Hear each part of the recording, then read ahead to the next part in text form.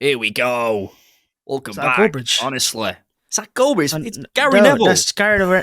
Right. Oh, honestly. Right. Welcome back to the Cannon Podcast. That's Haunted time. Honestly. Welcome. Is that how I'm meant to enter the podcast right now? Go for it. Do it. I'm not even trying. Honestly. Welcome back. Okay, that's the intro. Welcome back to the Cannon Podcast. And we are here with George and Alex after, let's just say, a game that was frustrating, very annoying. Now, Alex did a breakdown on his own. Me and George weren't available. I was at the game. Interesting game because there was so much to like about it, apart from the final part. And I think Alex likes to use his word often, edging. That was an edging performance. I don't like to use it often. I just came to mind. Right. Let's break it down. And I want to start this off specifically with the main problem that I think every Arsenal fan's talking about. We talk about strikers and signing players, but realistically, I don't think Arsenal are going to sign a striker in January because the striker we want isn't available. And people talk about Osimhen. We're not going to sign him in January. So I don't think fans want to settle for it, but I get the desperation. The problem is finishing. Arsenal in the last 3-4 games have not been finishing their chances. I've seen the XG for and against. Making chances is a good thing now. But finishing, let's break down the fundamental action of that. We'll go to Alex here first. What can Arsenal do to fix that finishing part? Because I feel like in the grand context of things, defensively we're fine. We're making chances now. We're dominating games. We're doing all the other parts perfectly fine. And it's just that final action, which for me is, if anything, a positive. But of course, that's how you win games of football. So what does Mikel Arteta need to do? James McNicholas asked Arteta in a recent press conference, is finishing an area we have less control as a coach? And he said, well, I think overall the execution is in every part of the field. But when it comes to those spaces, the timing and the definition of an action, it becomes trickier to coach and certainly to replicate an action in the game. That's probably the hardest thing to replicate in football. The timing, the behavior of the opponent, distance between the ball and the feet of the opponent, the exact location of the shot, the position of the keeper, the game state. So it's very tricky. I think what you can do, and I agree with that, by the way. And I think it's also, I think you're right to frame this as a finishing issue. I've seen a few people, people are entitled to their opinion, but here's mine. I've seen a few people say it's a systemic issue, whatever. Look, Arteta coached a 3-0 win the other day. That's what happened. So I understand the frustration at not getting over the line in competitions and stuff, and that's all kind of there. But when you might like Arteta, you might not. You might like his signings, you might not. But if you're looking at the underlying numbers, you're looking at the way we're playing against Liverpool and Man City, specifically at home, but I'd also look at the performance at Anfield at certain points. If you're looking at those and thinking this coach isn't even near the level, let alone getting over the line against these teams at times, even near the level of Pep and Klopp, I don't think it's worth me spending time talking about that because I don't have an argument for you. I don't think I'm worth a conversation with you because I just can't see it. I really can't see it. So then we come to the players, which the only exception was Fulham, and that's when Arteta should take some blame because there were systemic issues. But that game the other night was a finishing issue. So you're right to point it out. Look, you can only bring players. What's the phrase? You can only bring a horse. You only to water. bring a horse to water, but you can't make it drink. You can only bring him out on Odegaard to the edge of the box. You can't force him to shoot. And look, what I will say, maybe the only part of this that I can look at before we go to the individual players is the blend of the attack. Maybe we have too many connect first players in the final third, in the sense of you have a Havertz who is constantly looking to connect. Odegaard is constantly looking to connect, and maybe to some degree that's the coach picking them and fine. But moreover, if you're Martin Odegaard and you're Kai Havertz in those positions, it is as simple as you have to take your action sooner.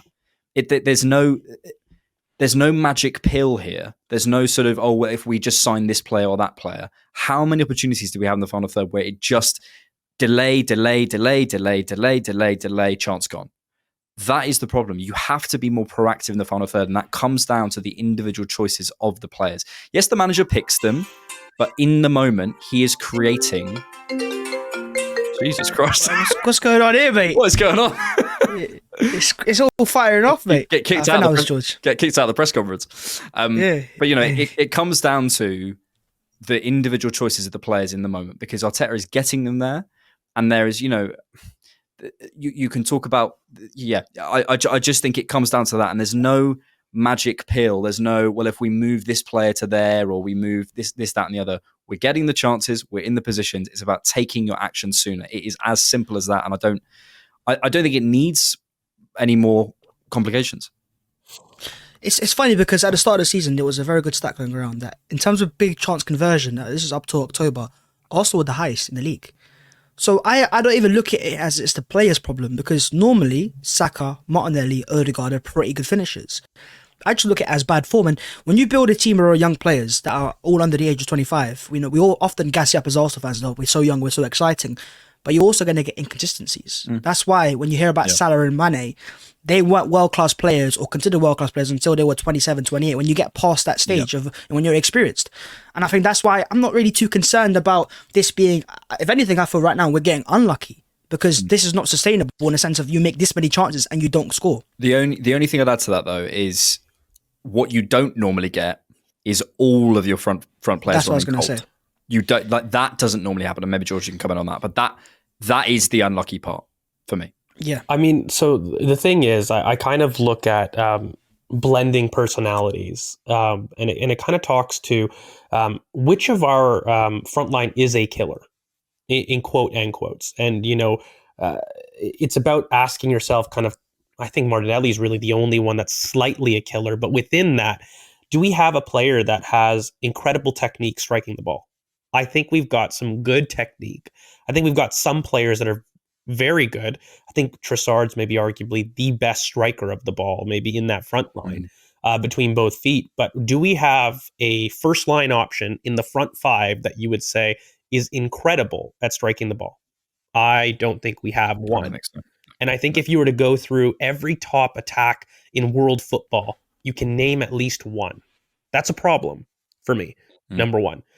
Number two, you then need to ask yourselves, what have we been prioritizing? Because I think when you make any purchase, right, and you look at the Kai Havertz, and we can talk about the finishing in terms of the mentality. Is there a psychological issue? Like, look at people in terms of their ability. Reece Nelson, should he be kind of laissez-faire after that missed chance?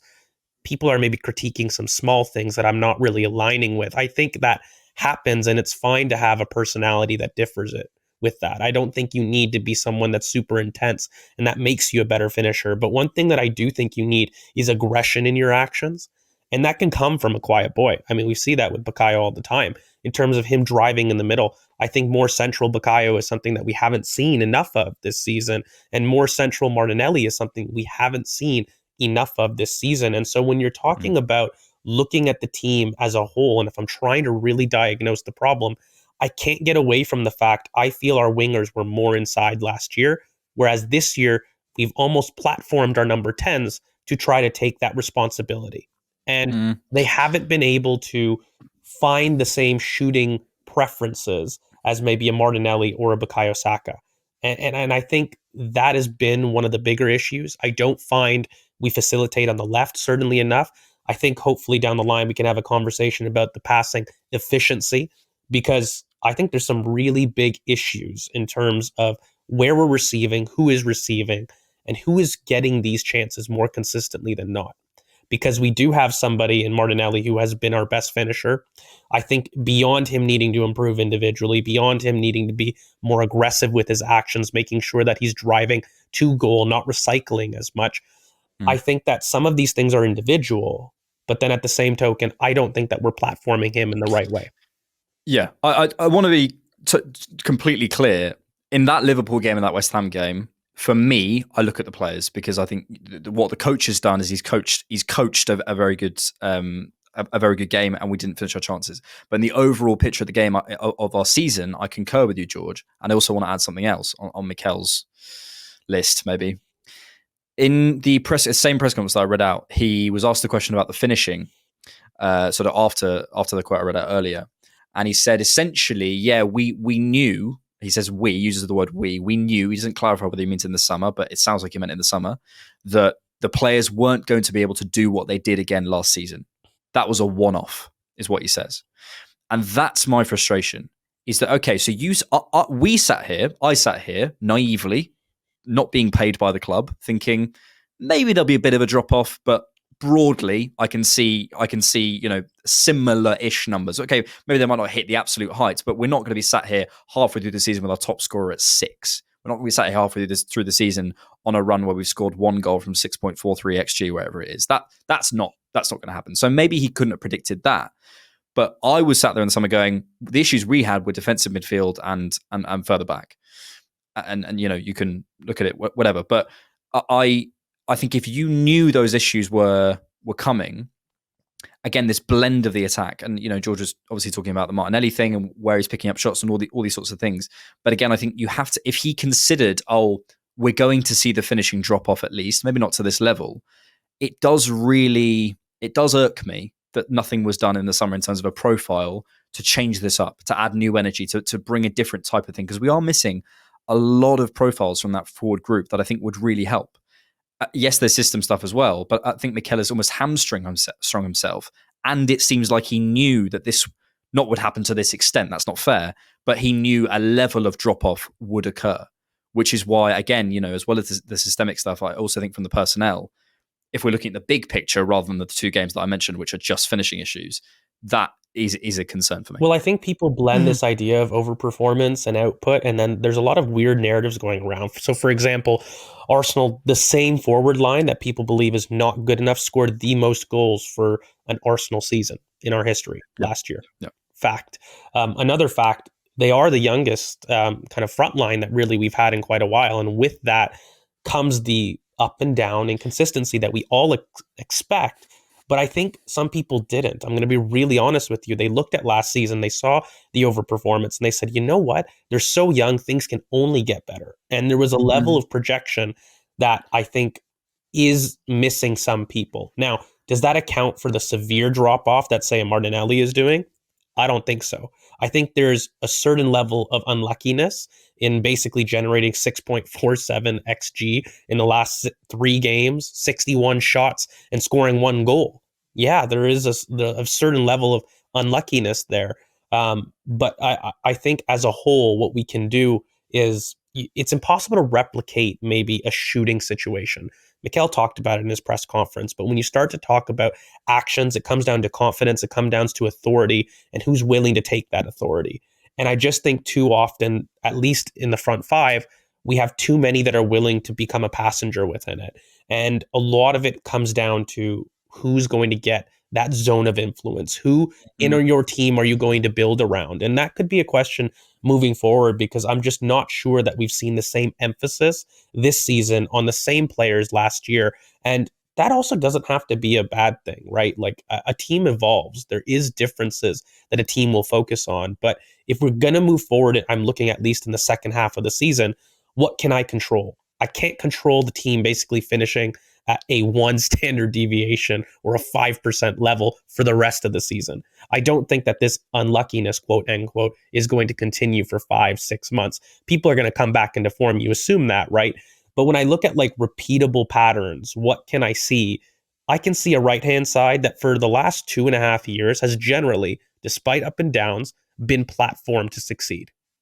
And I don't know if I'm seeing the same value or at least attention to detail that we see on the left, because even in last season's brilliant run of form, I think we all agree that Granit Xhaka wasn't the ideal choice, and he turned out to be a brilliant solution, and kudos to him for being able to evolve to that. But I don't think going into even that season, there were fans saying, this is the ideal choice for what we want to do. And I do think the right-hand side of our attack and even of our team are, how do I put this, the popular guys.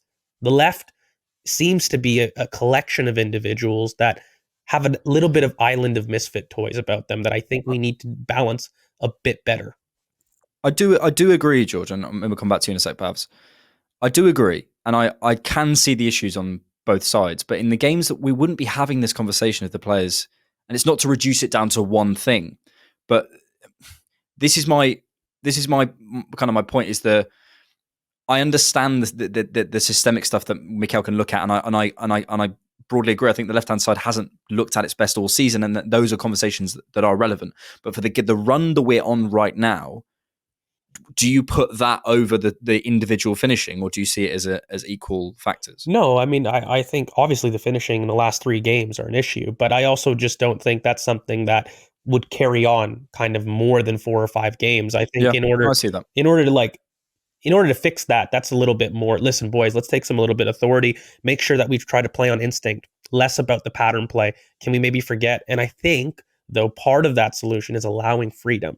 I think that's my big point, because I think they're intertwined. Right now, things look predictable. And for me, there's very few players acting on instinct. And I'd like to see that a bit more. I think that's maybe where I slightly deviate. Well, I don't, and Bhavs, we should come to you. I don't see it as predictable. I thought we were actually a lot more chaotic than we have been in a while against Liverpool. I felt that against West Ham. It just feels like the finishing to me. But yeah, Bhavs, sorry, come to you. There's one player that was causing chaos. Now, not just chaos on the pitch, I'd say chaos on social media. His name is Kai Havertz.